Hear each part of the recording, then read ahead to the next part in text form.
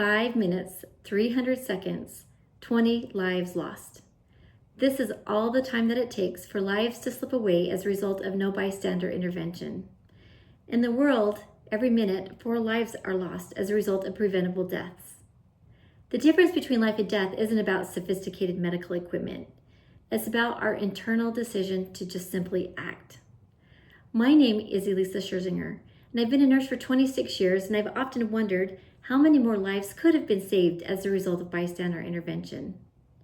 My entire life, I've been enthralled with what causes people to act in the face of danger and heroism.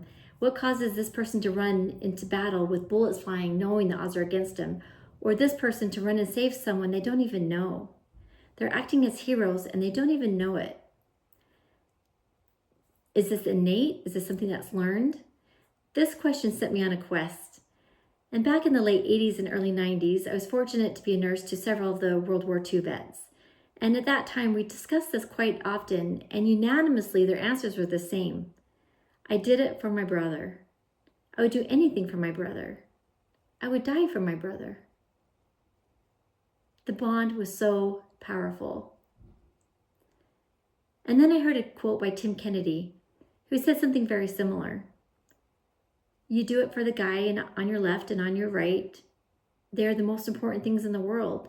You would die for them. That was so profound. And it got me thinking, what if in today's society we thought of each other as our brothers and sisters?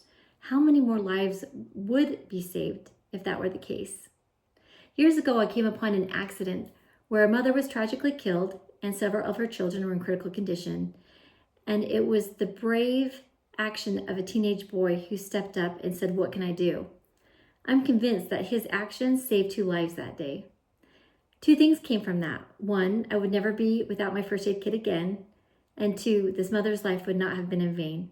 Her sacrifice would go on to inspire others to save lives. I have identified 5 barriers why people hesitate. And I believe it is my mission to help people to understand these barriers and how to overcome them and empower them to simply act when it's time.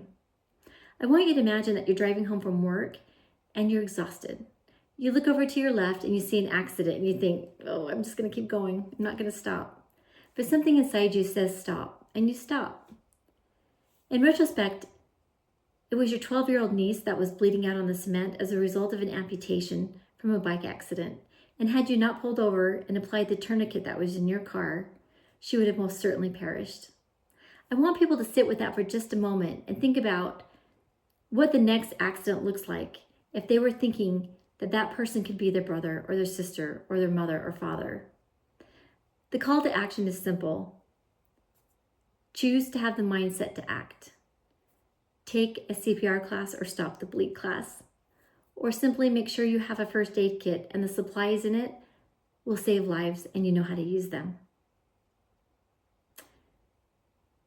Let's create a society where people don't hesitate, where we work together, we strengthen our communities, we care for each other, we save each other.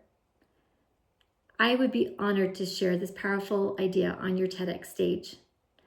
5 minutes, 300 seconds, 20 lives saved. Thank you.